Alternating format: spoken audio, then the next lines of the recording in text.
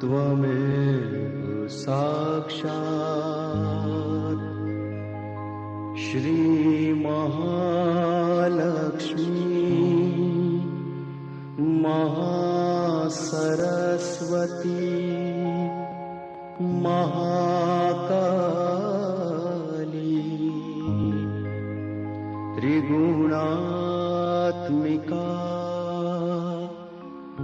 कुंडलिनी साक्षात् श्री आदिशक्ति माताजी श्री निर्मला देव्यै नमो नमः। ॐ त्वमेव साक्षात् श्री कल्की साक्षात् श्री आदिशक्ति माताजी श्री निर्मला देव्यै नमो नमः। ॐ त्वमेव साक्षात् श्री कल्की साक्षात् श्री सहस्रार स्वामिनी मोक्ष प्रदायिनी माताजी श्री निर्मला देव्यै नमो नमः। ॐ त्वमेव साक्षात् श्री मा जगदम्बा साक्षात् श्री आदिशक्ति माताजी श्री निर्मला देव्यै नमो नमः।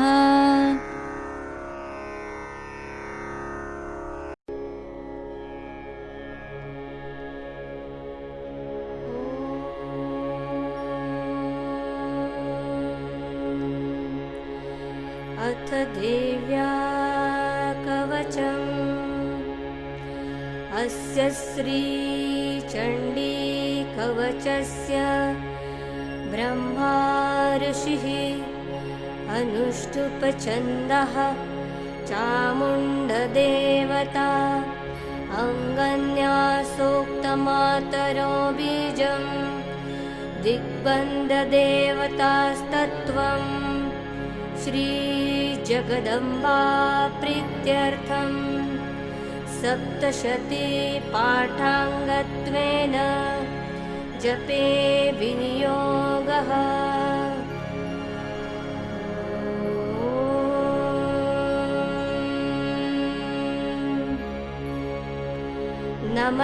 नमश्चण्डिकायै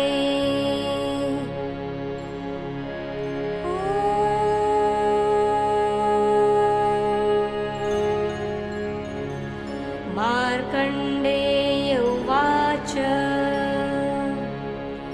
ॐ यद्गुह्यं परमं लोके सर्वरक्षाकरं नृणाम् यन्न कस्यचिदाख्यातं तन्मे ब्रूहि पितामहः। ब्रह्मोवाच अस्ति गुह्यतमं विप्र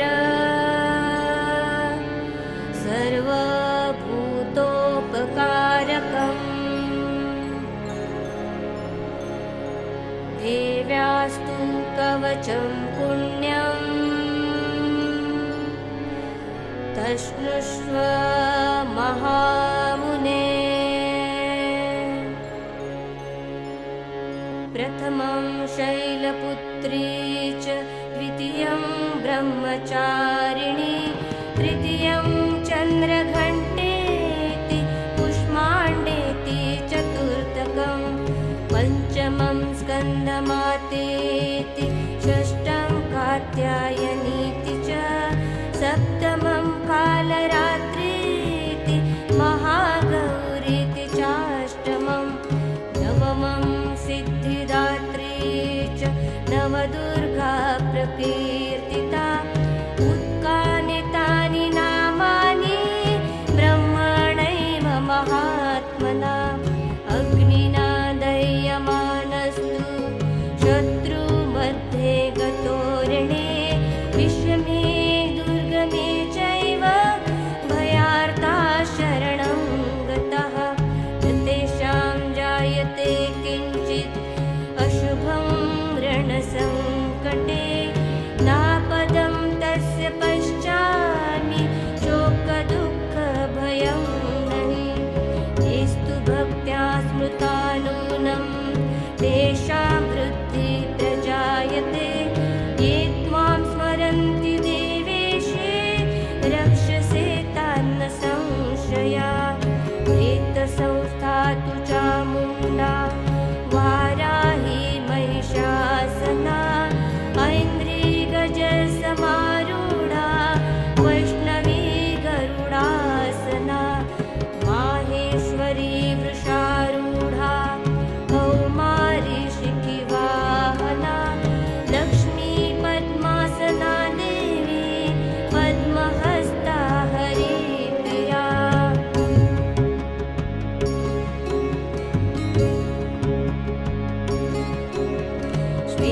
श्वेतरूपधरा देवी ईश्वरी वृषवाहना ब्राह्मी हंससमारूढा सर्वाभरणभूषिता इत्येत्या मातरः सर्वः सर्वयोगसमन्विता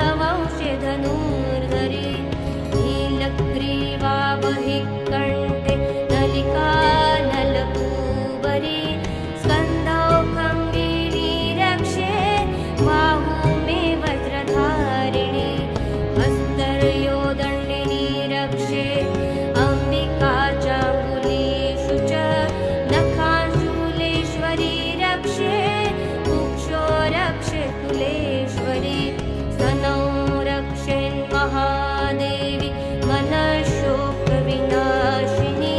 हृदये ललिता देवी उदरे शूलधारिणी नाभौ च कामिनी रक्षे गुह्यं गुह्येश्वरी तथा पूतना कामिकामेणु उदे महिषवाहिनी भट्ट्यां भगवती रक्षे ज्ञानूनि विन्ध्यवासिनी जङ्गे महाबला रक्षे सर्वकामप्रदायिनी उल्पयो नारसिंही च पादपृष्ठे तु तेजसे पादाङ्गुलीषु श्रीरक्षे पादाधस्थलवासिनी नखान्दंष्ट्राकराली च केशाञ्च ऊर्ध्वकेशिनी रोमकूपेषु कौमारे त्वचं वागीश्वरी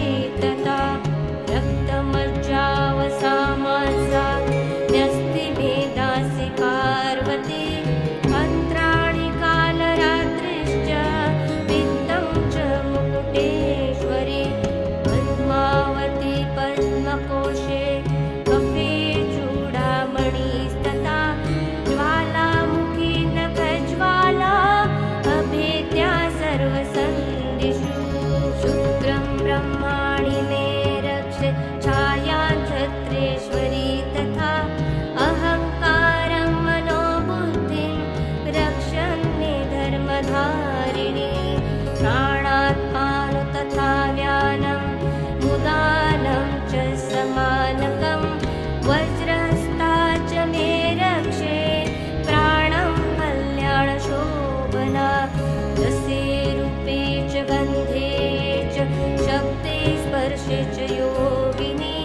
सस्त्वं रजस्तमश्चैव रक्षे नारायणी सदा आयु रक्षतु वाराहि धर्म रक्षतु वैष्णवी यशं कीर्तिं च लक्ष्मीं च धनं विद्यां च चक्रिणी पुत्रम् इन्द्राणि मे रक्षे पशून् मे रक्ष चण्डिके पुत्रान् रक्षेन्महालक्ष्मी भार्या रक्षतु भैरवी पन्थान् सुपथा रक्षेन् मार्गं क्षेमकरी तथा राजद्वारे महालक्ष्मी विजया सर्वथा स्थिता रक्षाहीनं तु यत्स्थानं वर्जितं कवचेन तु तत्सर्वं रक्ष मे देवी जयन्ती पापनाशिनी पदमेकं न गच्छेत् यदि चेत् शुभमात्मना कवचेनावृतो नित्यं यत्र यत्रैव गच्छति तत्र तत्रार्थलाभाश्च विजया सर्वकामिका यं यं चिन्तयते कामं तं तं प्राप्नोति निश्चितं परमेश्वरम् अतुलं प्राप्त्यसे भूतले पुमान् निर्भयो जायते मर्त्यः सङ्ग्रामेष्वपराजिता त्रैलोक्ये तु भवेत् पूज्या कवचेनावृता पुमान्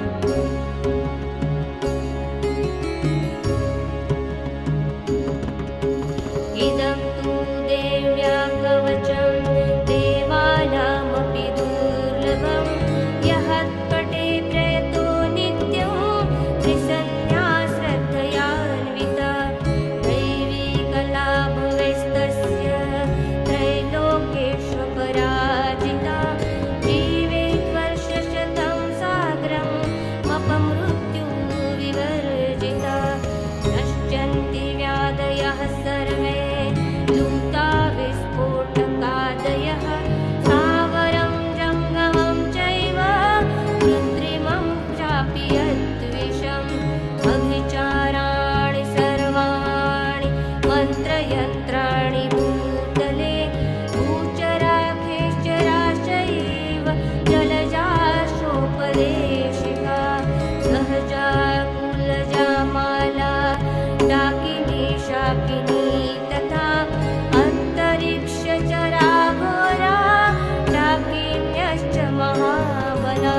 ग्रहभूतपिशाचाश्च यक्षगन्धर्वराक्षसः ब्रह्मराक्षसवेताल कुष्माण्डा भैरवादय नश्यन्ति दर्शनात् तस्य कवचेरिति संस्थिते मानोन्नतिर्भवेद्राज्ञा तेजो वृद्धिकरं परं यशसा वर्धते सोऽपि कीर्तिमण्डितभूतले जपेत् सप्तशतीं चण्डीं कृत्वा तुं कवचं पुरा यावृत्मण्डलं धत्ते सशैलवनकाननं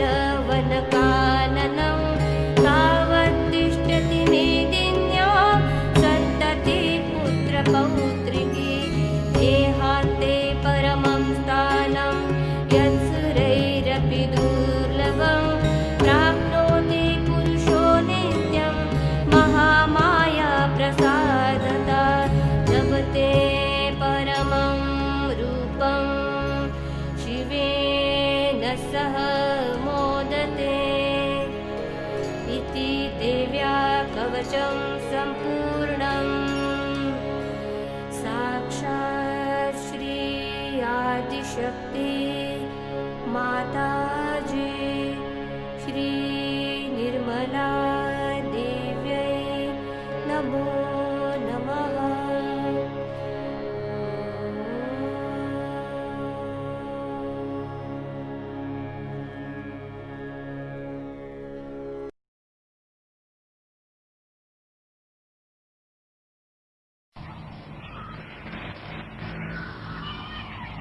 और नवरात्रि में आप जानते हैं कि रात्रि को पूजा होनी चाहिए।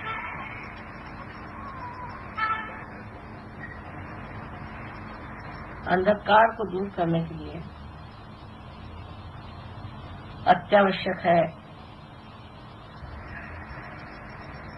कि प्रकाश को हम रात्रि में ही ले आए। आज के दिन का एक और संयोग है कि आप लोग हमारा जन्मदिन मना रहे हैं।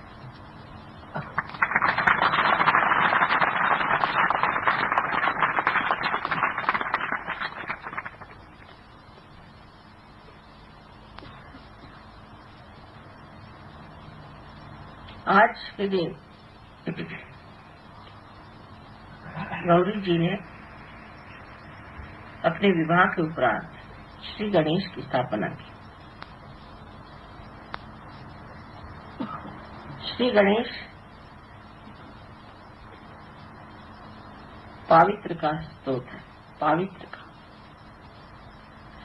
सबसे पहले इस संसार में पवित्रता फैलाई गई, जिससे कि जो भी प्राणी, जो भी मनुष्य मात्र इस संसार में आए वो पवित्र से सुरक्षित रहे और अपवित्र चीजों से दूर रहे। इसलिए सारी सृष्टि को गौरी जी ने पवित्रता से नहला दिया और उसके बाद ही सारी सृष्टि की रचना हुई। सो जीवन में सबसे महत्वपूर्ण कार्य हमारे लिए यह है कि हम अपने अंदर पवित्र को सबसे ऊंची चीज समझें।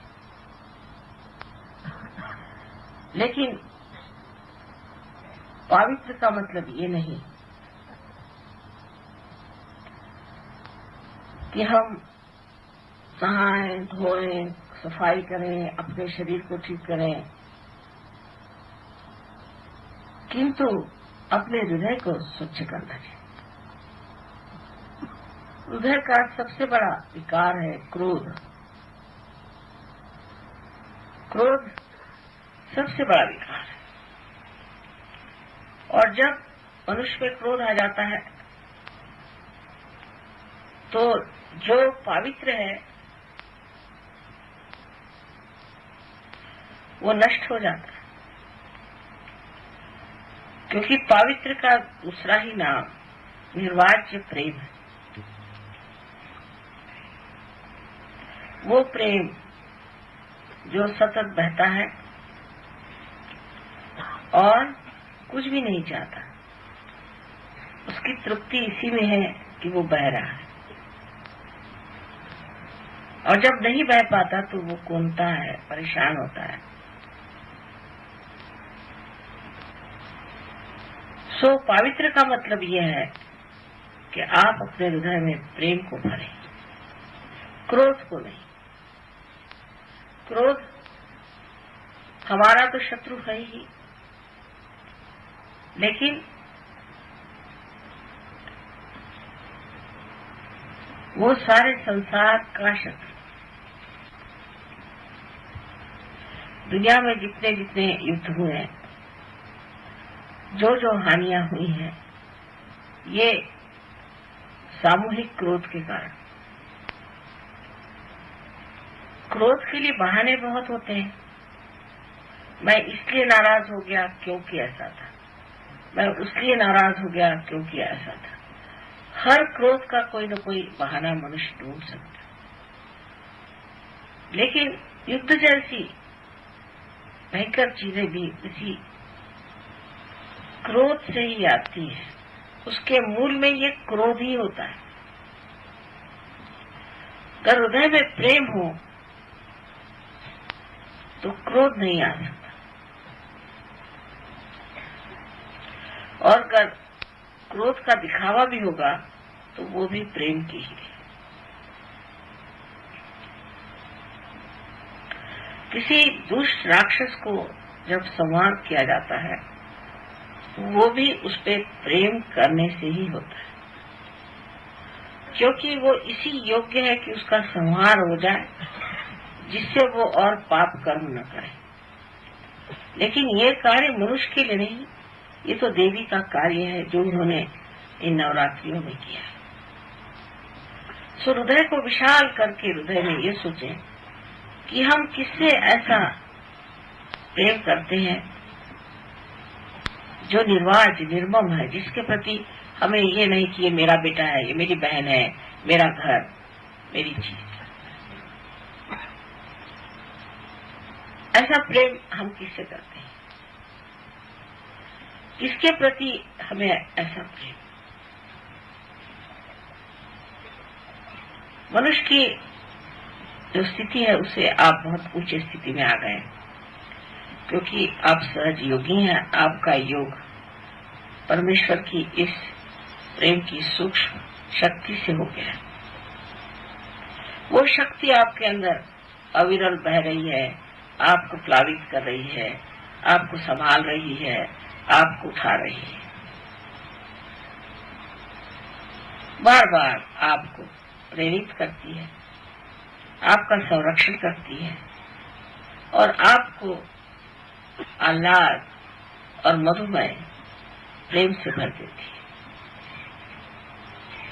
ऐसे सुंदर शक्ति से आपका योग हो गया। किंतु अभी भी हमारे हृदय में उसके लिए कितना स्थान है, ये देखना होगा। हमारे हृदय में माँ के प्रति तो प्रेम है, ये तो बात सही है। माँ से तो सबको प्यार है, और उस प्यार के कारण आप लोग आनंदित हैं, बहुत आनंद में। किंतु और भी दो प्रकार का प्रेम होना चाहिए, तभी माँ का पूरा प्यार हो सकता है। एक तो प्यार की अपने से हो कि हम सहयोगी हैं, हमने सहज में शक्ति प्राप्त की, लेकिन अब हमें किस तरह से बढ़ना चाहिए। बहुत से लोग सहयोग के प्रसार के लिए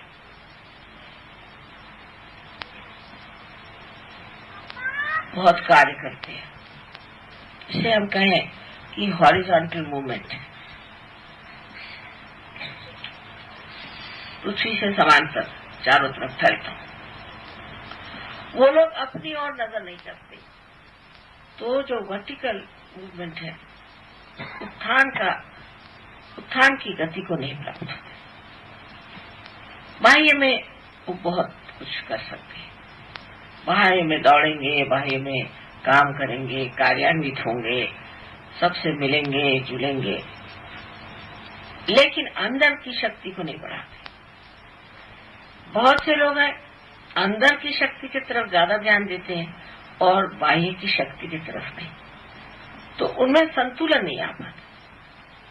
और जब लोग सिर्फ बाह्य की तरफ बढ़ाने लग जाते हैं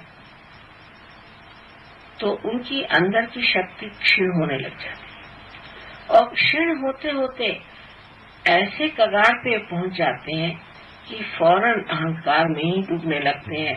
वो सोचते हैं कि हमने देखिए कितना सहयोग का कार्य किया, हम सहयोग के लिए कितनी मेहनत करते हैं। और फिर ऐसे लोगों का एक नया जीवन शुरू हो जाता है जो कि सहयोग के लिए बिल्कुल उपयुक्त नहीं।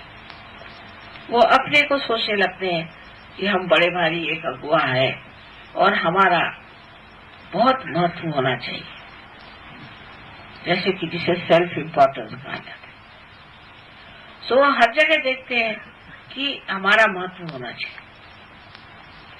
हर चीज में वो कोशिश करेंगे कि अपना महत्व दिखाएं, अपनी विशेषता दिखाएं, अपने को सामने करें, लेकिन अंदर से खोखलापन आते जाता है। उसके बाद हठात देखते हैं कि उनको कोई बीमारी हो गई, पगला गए, वो कुछ बड़ी भारी आफत आ गई। तो फिर कहते हैं कि माँ हमने आपको तो पूरी तरह से समर्पित किया हुआ था, फिर ये कैसे हो गया?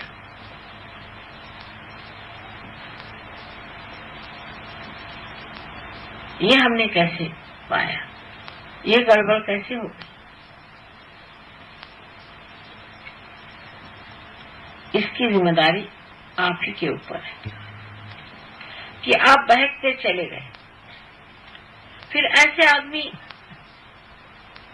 एक तरफा हो जाते, वो दूसरों से संबंध नहीं कर पाते। उनका संबंध इतना ही होता कि हम किस तरह से रोक झाड़े लोगों पर और किस तरह से दिखाएं कि हम कितने ऊंचे इंसान हैं। और वो दिखाने में ही उनको महत्व लगता है।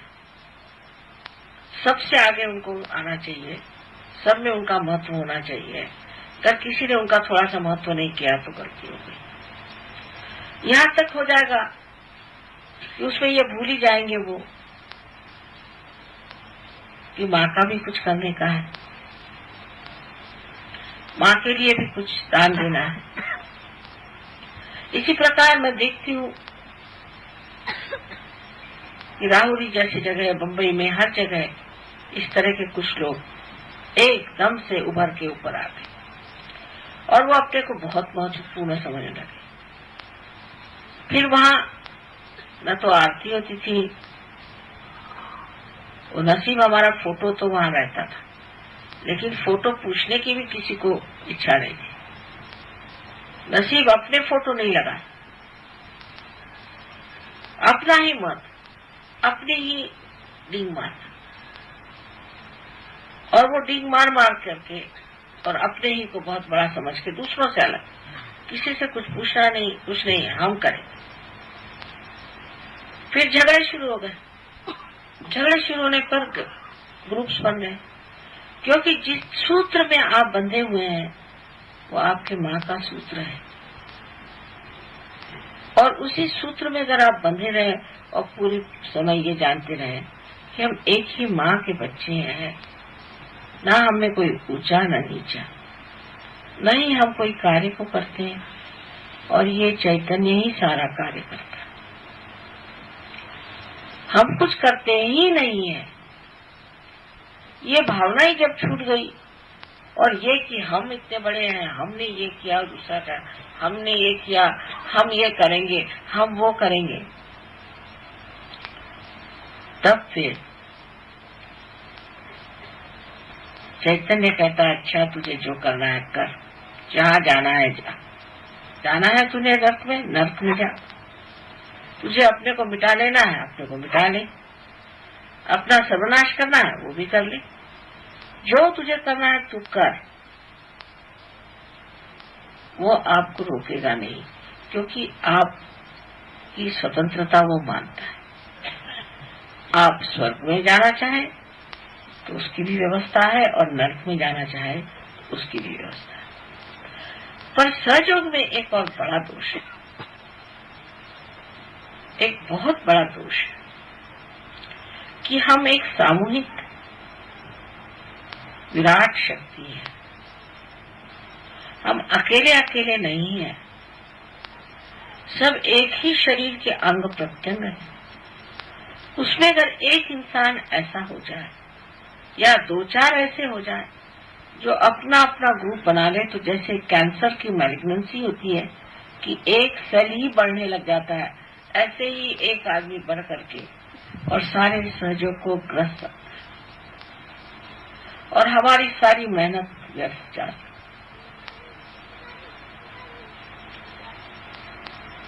हमको तो चाहिए कि समुद्र से सीखें कि जो सबसे नीचे रह करके ही सब चीज को अपने अंदर, सब नदियों को अपने अंदर समाता है,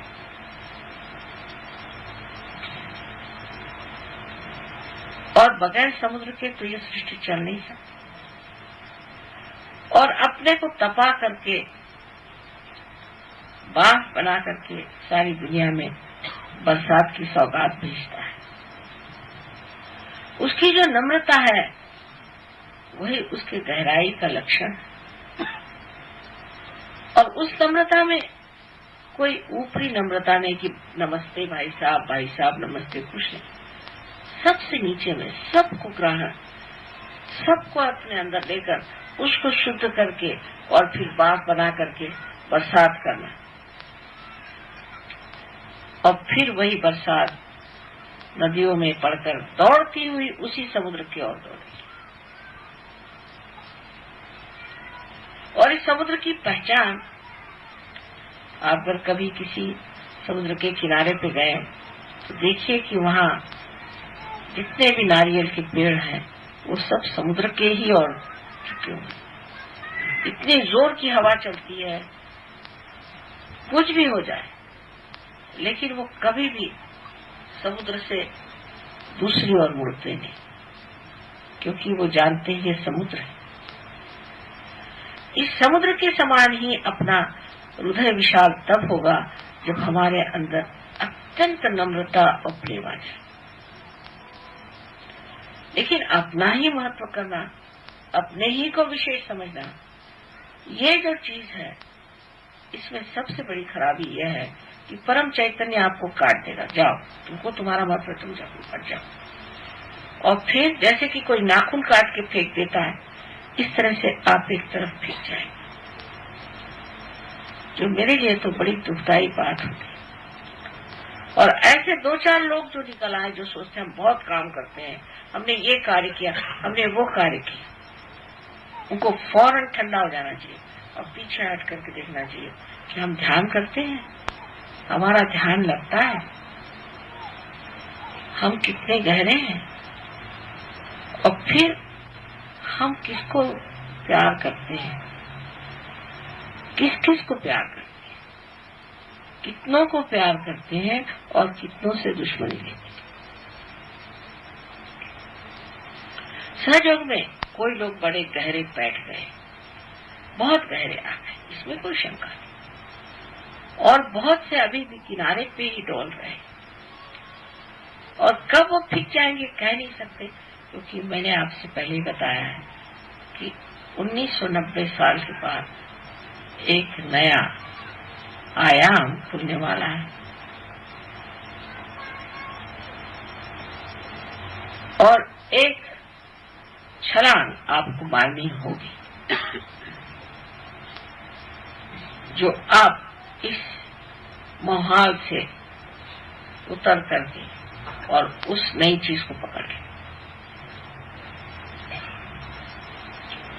जैसे कि चक्का है, जब घूमता है तो एक बिंदु पे आकर फिर आगे सरक जाता है। इसी प्रकार सहयोग की प्रगति भी सामूहिक होने वाली है, और इसमें टिकने के लिए पहली चीज हमारे अंदर पावित्र होना चाहिए, जो नम्रता से भरा।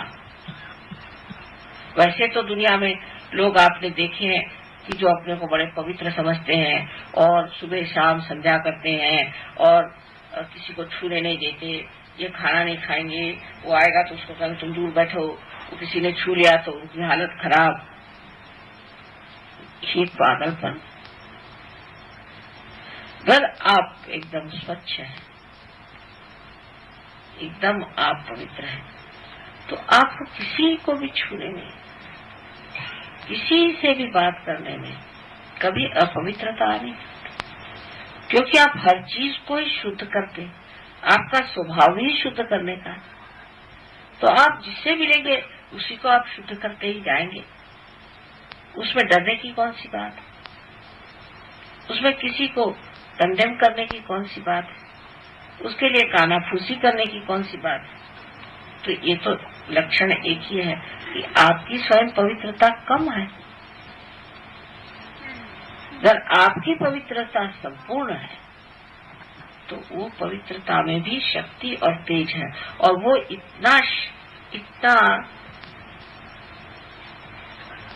शक्तिशाली है कि कोई से भी अपवित्रता को वो खींच सकता है। जैसे मैंने कहा कि हर तरह की चीज समुद्र में पूरी तरह से एकाकार हो जाती है। अब दूसरे लोग हैं कि जो सिर्फ अपनी ही प्रगति को सोचते हैं।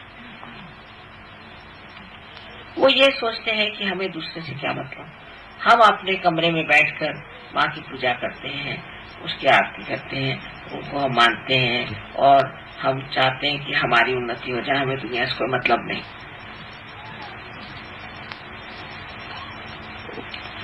और दूसरों से कटे रहते। ऐसे लोग भी बढ़ नहीं सकते, क्योंकि आप शरीर के एक अंग प्रत्यंग हैं।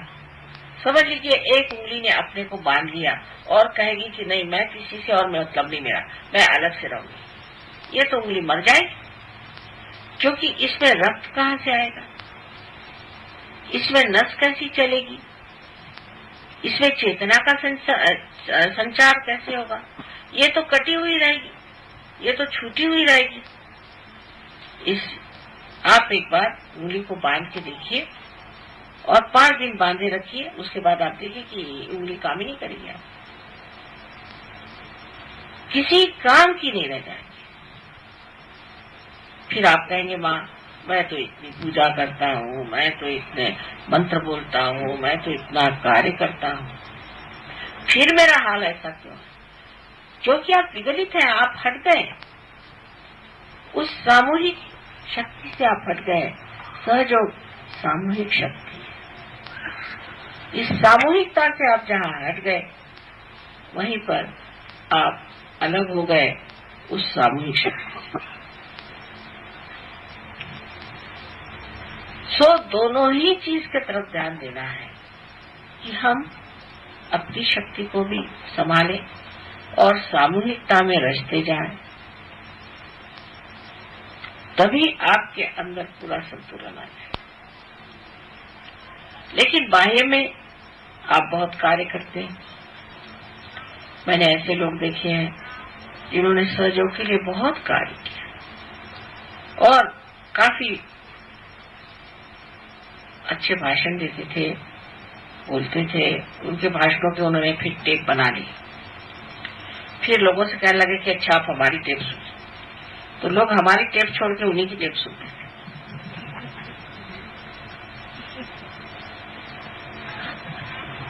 और उनका ये हाल था कि जैसे अभी हम बैठे हैं तो वो हमारे फोटो को तो नमस्कार करेंगे, हमें नहीं करेंगे, क्योंकि उनको फोटो की आदत पड़ी।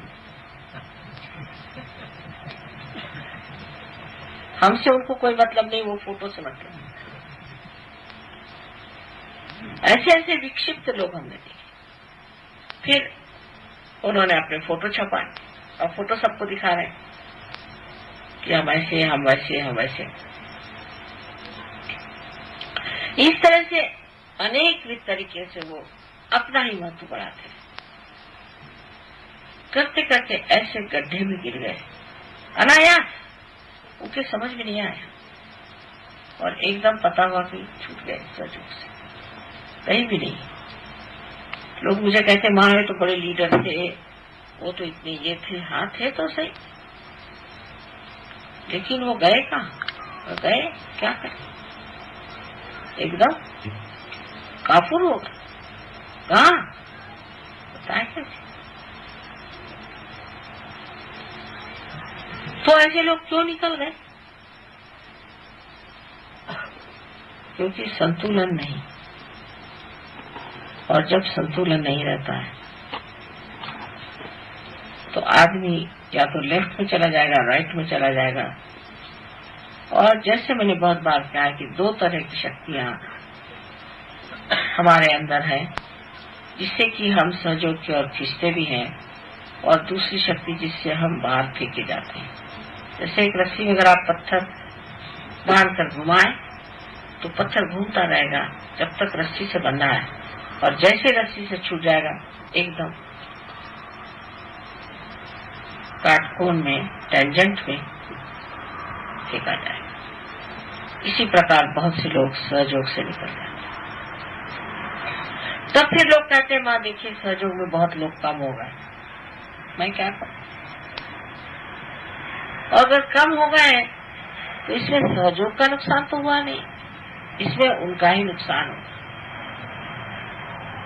सहयोग का बिल्कुल भी नुकसान नहीं, क्योंकि जिसको नुकसान और फायदे से कोई मतलब ही नहीं है, ऐसी जो चीज है उसका क्या नुकसान हो सकता है?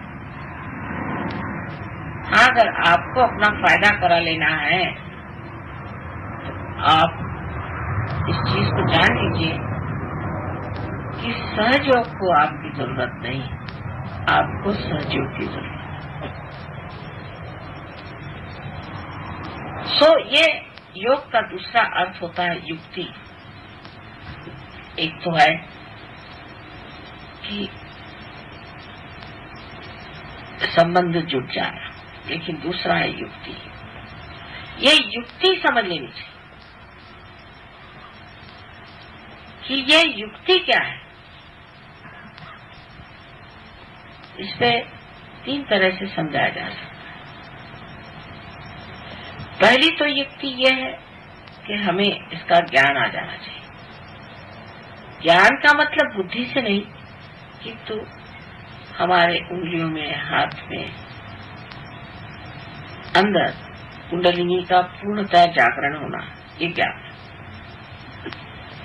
और जब ये ज्ञान हो जाता है तब और भी ज्ञान होने लग जाता है।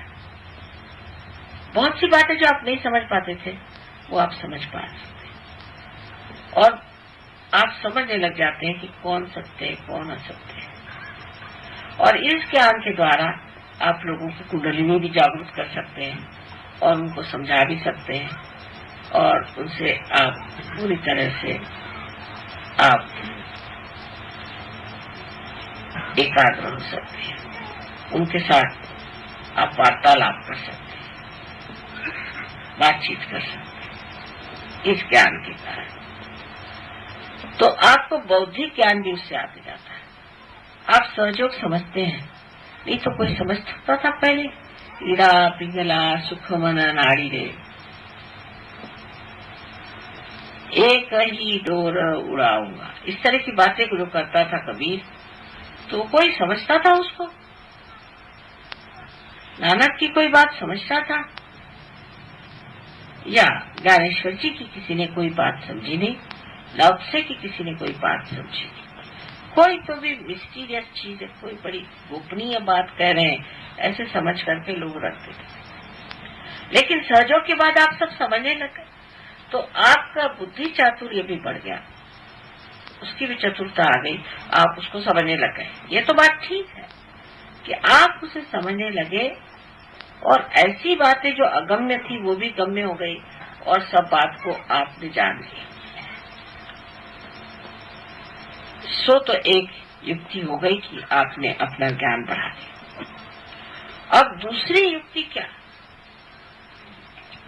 वो है कि जो आप हमारे प्रति भक्ति कर रहे हैं, उस भक्ति को भी जब आप करते हैं तब आप अनन्य भक्ति करनी चाहिए। माने आप हमसे तदाकारिता प्राप्त करें। जैसे हम सोचते हैं ऐसा ही आप सोचने लग जाए। आज देर हो गई समझ लीजिए, तो हम भी कह सकते थे भाई हम बहुत थक गए, रात भर के जगे, अब हमारे बस का कुछ नहीं। लेकिन हमने ये सोचा कि नवरात्रि है तो रात ही में करना है और यही मुहूर्त हमको मिलना था, यही मुहूर्त है, इसी वक्त ये पूजा होनी चाहिए और ये होना ही चाहिए, तो हमको करना ही नहीं। और ये बड़े आनंद से हम कर रहे हैं क्योंकि शुभ मुहूर्त यही है और उस वक्त हमें सज्ज होना चाहिए। उसके बारे में सोचते भी नहीं कि हम थक गए कि हमने आराम नहीं किया, कुछ भी नहीं, यही मुहूर्त है। जैसे एक लड़वैया अगर रणांगण में गया है और उसने देखा कि अपने सामने दुश्मन खड़ा, यही टाइम उसको मारने का, उसी वक्त उसे मारना चाहिए। उसी प्रकार यही समय है जबकि हमें ये पूजा करनी चाहिए, तो हम बैठे हैं और आपको भी ऐसे सोचना चाहिए कि यही समय माँ ने बांधा है, यही समय हमारे लिए उचित है, इसलिए हमें इसी वक्त पूजा करनी चाहिए। लेकिन जो आधे अधूरे लोग हैं वो उल्टी बातें सोचेंगे। अब हम सवेरे से आकर बैठे हैं, हमने ये किया, अभी हमें भूख लग गई, हमने खाना नहीं खाया, बच्चे सो रहे होंगे, तो वो अनन्य भक्ति नहीं हुई, क्योंकि मेरा जो सोच विचार है वो आपके सोच विचार में नहीं है। मैं जैसे सोचती वैसा हम नहीं सोचता। किसी के लिए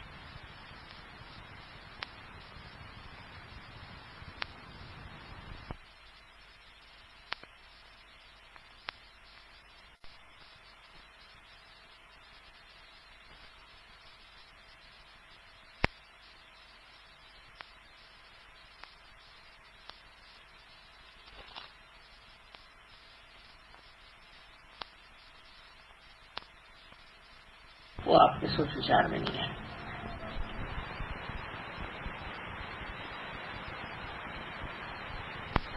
सोचती हूँ कभी कभी, माँ यह आदमी इतना खराब है, ऐसा है, मैं कहा जी नहीं, बिल्कुल अच्छा है, तो बढ़िया आदमी है, तो कैसे आप कह रहे हो, कैसे कहा? फिर मैं सोचती हूँ कि मैं जो देख रही ये क्यों नहीं देख रहा? अगर ये मेरी ही आंख से देख रहा है तो इनको वही दिखाई देना चाहिए जो मैं देखती हूँ। वैसी तो बात नहीं, ये तो कुछ और ही देख रहे हैं। तो अनन्य नहीं हुआ, अन्य हो गया, दूसरे हो गए। उसी प्रकार जैसे हमारा प्यार आपकी प्रति,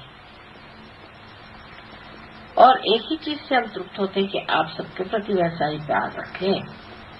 अगर वो बात आपके अंदर नहीं है तो फिर ये लगता है कि अन्य है, ये अनन्य नहीं। अगर हमारे ही शरीर के ये अंग प्रत्यंग हैं तो जो हम हैं ऐसे ही इनको होना चाहिए ना। जैसे हम सोचते हैं वैसा ही इनको सोचना चाहिए, जैसा हम करते हैं वैसा ही इनको करना चाहिए। तो ये दूसरा क्यों सोचते, ये उल्टी बात क्यों सोचते हैं?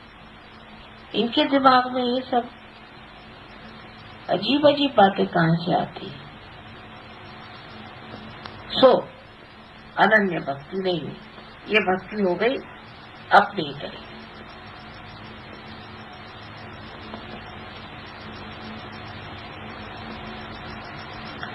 तो अपना सोच विचार और अपना कार्य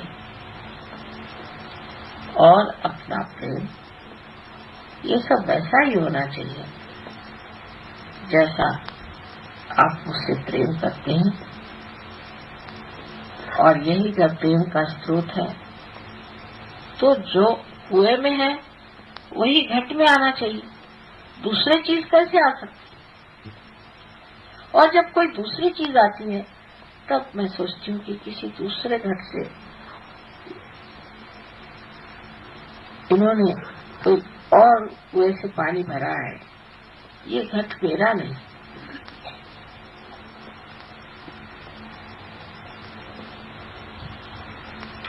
अब तीसरी बात जो युक्ति है कि जब दूसरी बात मैंने आपसे बताई कि आप अपने अंदर एक अनन्य शक्ति रखें, वहां हम आपको शरणागत हैं लोग, हम तो शरणागत। और जब शरणागत हैं तो अगर हम कोई बात कह भी दें या हम आपको कुछ चीज समझा दें या कोई आपके सामने प्रस्ताव रखें, कुछ रखें, तो उसको मना करने का सवाल ही कैसे उठेगा। अगर आप और हम एक हो गए तो उसका सवाल ही कैसे उठना चाहिए। माँ ने कह दिया ठीक है, क्योंकि हम तो माँ ही हो गए हैं तो हम नहीं कैसे कर सकते।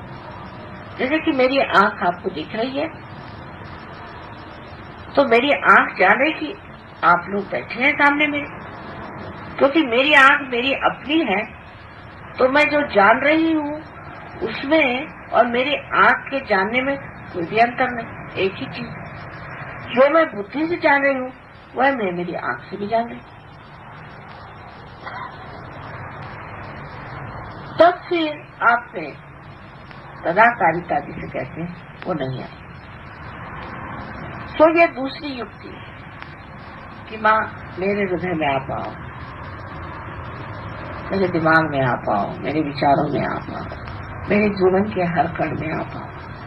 आप जहां भी कहोगे हम हाजिर, हाथ जोड़ के वहां हम हाजिर, पर आपको कहना तो पड़ेगा ना, और पूर्ण हृदय से कहना होगा। किसी मतलब से अगर आप उससे संबंध जोड़े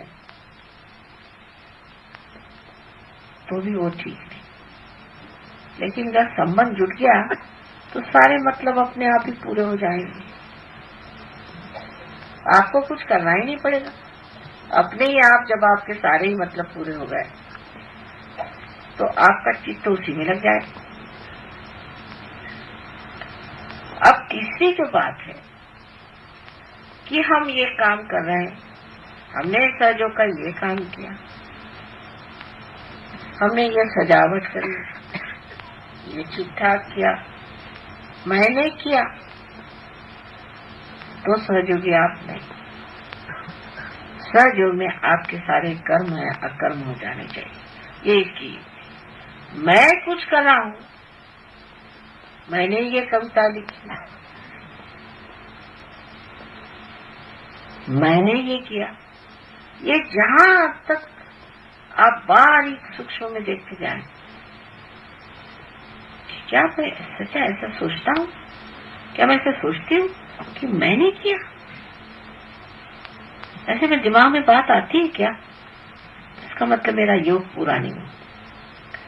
जब योग पूरा हो जाता है तो फिर आप ऐसा नहीं सोचते, सोच ही नहीं सकते, विचार ही नहीं, अकर्म में आप ये हो रहा है, वो हो रहा है, ये घटित हो रहा है, वो सब हो रहा है, ऐसे आप बोलने लग जाते हैं। और तब कहना चाहिए कि आप पूरी तरह से तदाकारिता। अब मेरा हाथ है वो कुछ कार्य कर रहा है तो थोड़ी कहता कि मैं कर रहा हूं, उसको तो पता भी नहीं वो कर रहा है, वो तो हो ही रहा है, उसकी जितनी भी गति है सो हम ही तो कर रहे हैं। लेकिन वो अगर ये सोचे कि हम कर रहे हैं, इसका मतलब मेरा हाथ कट गया है, इससे जुड़ा नहीं।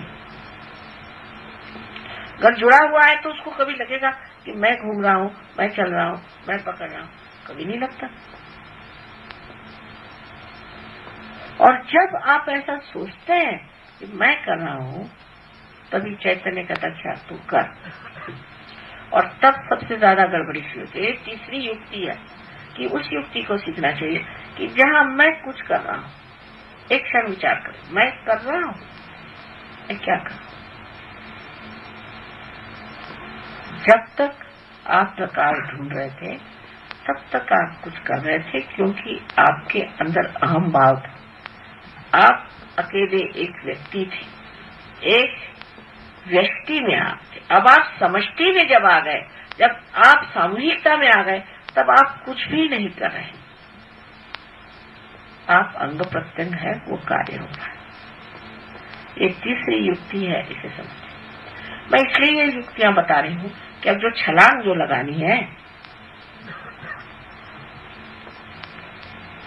इस तरह से आप अपना विवेचन हमेशा करते हैं और अपनी ओर नजर करें।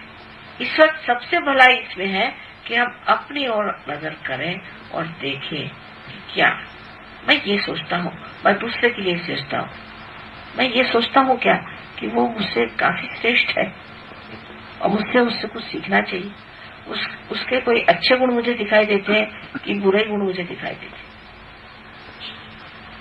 दूसरों के अगर अच्छे गुण दिखाई दे और अपने बुरे गुण, तो बहुत अच्छी बात है, क्योंकि दूसरों के तो दुर्गुण आप हटा नहीं सकते, उसमें तो आपका अधिकार नहीं। जहां अधिकार है अपने ही दुर्गुण आप हटा सकते हैं। तो दूसरों ने क्या किया, दूसरे ऐसे हैं, ऐसे सोचने वाले अभी पूरी तरह से योग में उतरे। मेरे में क्या त्रुटि है ये देखने से ही आप ठीक कर सकते हैं, दूसरों के दोष देखने से ठीक नहीं सकते। ये तो ऐसा हुआ कि आप दूसरों के घर की बात सोचते हैं, उनके घर में ये खराबी, उनके घर में ये खराबी। हमें जानना चाहिए, इस युक्ति को समझ लेना चाहिए कि इसमें जो हम डावाडोल है वो हम अपनी ही वजह से। सहयोग तो बहुत ही बड़ी चीज है, बड़ी अभिनव चीज है, लेकिन जो हम में खराबी आ रही है या जो हम अभी भी इसका मजा पूरी तरह से नहीं उठा पा रहे हैं, इसकी वजह हम में ही कोई ना कोई दोष है। और इस सब को प्राप्त करने पर इस युक्ति को अगर आपने सीख लिया तो मिलेगा क्या, सिर्फ आनंद, निरानंद और कुछ नहीं। और फिर चाहिए क्या, आपकी शक्ल ही बदल जाएगी, आप आनंद में ही बहने लग जाएंगे। और आज इस हमारे जन्म दिवस पर मैं चाहूंगी कि आप लोगों का भी आज जन्म दिवस मनाया जाए, कि आज से हम इस युक्ति को समझें और अपने को इस पवित्रता से भरते, जैसे श्री गणेश। और पवित्रता से ही मनुष्य में सुबुद्धि आती है, क्योंकि पवित्रता प्रेम ही का नाम है। उसी से सुबुद्धि का मतलब भी प्रेम ही है, सब चीज का मतलब प्रेम है। और अगर आप सुबुद्धि को प्राप्त नहीं कर सकते और प्रेम को आप अपना नहीं सकते, तो सहयोग में आने से आप अपना समय बर्बाद कर रहे हैं। इस वक्त ऐसा कुछ समा बंध रहा है, सबको इसमें एकदम से स्नात हो जाना चाहिए और अपने को परिवर्तन में डालना ही है, परिवर्तित हमको होना ही है। हम में खराबियां ही हैं, हमें अपने को पूरी तरह से पवित्र बना देना है। ये आप अपने साथ कितना प्रेम कर रहे हैं। आपका बच्चा जरा गंदा हो जाता है, फौरन आप दौड़ के उसको साफ कर देते हैं, क्योंकि आपको उससे प्रेम है। इसी प्रकार जब आपको अपने से प्रेम हो जाएगा तो आप भी अपने को पूरी तरह से परिवर्तन की ओर लगाएं कि मेरा परिवर्तन कहाँ तक, मेरे अंदर अभी यही खराबी रहेगी, अभी मैं ऐसा हूं। और इस परिवर्तन के फलस्वरूप आशीर्वाद है उस जीवन का जिसका वर्णन नहीं किया जा सकता। जो कबीर ने कहा कि अब मस्त हुए फिर क्या बोले, तो आप सब उस मस्ती में आ जाइए, उस मस्ती को प्राप्त करें और उस आनंद में आप आनंदित हो जाएं। ये हमारा आशीर्वाद है।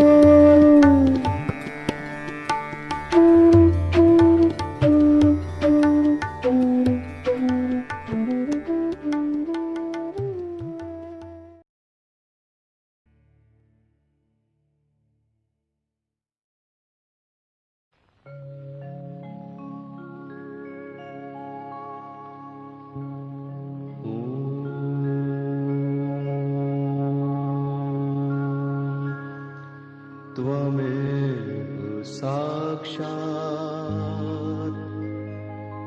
श्रीमहालक्ष्मी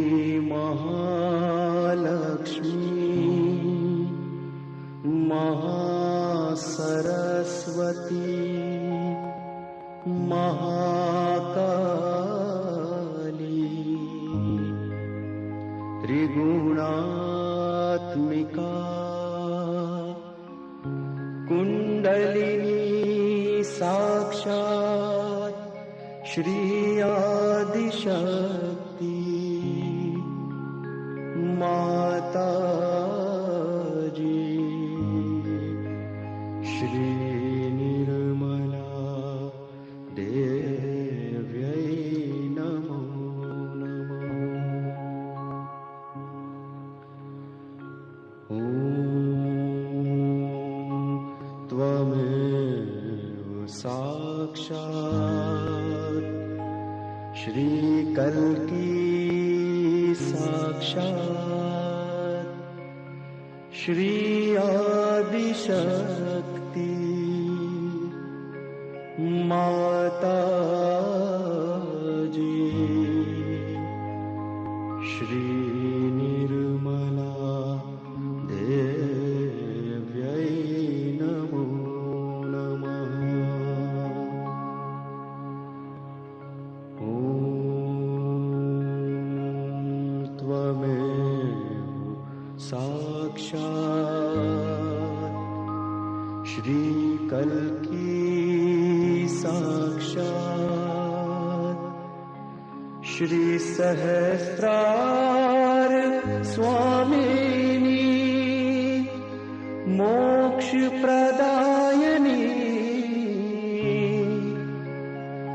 माता जी श्री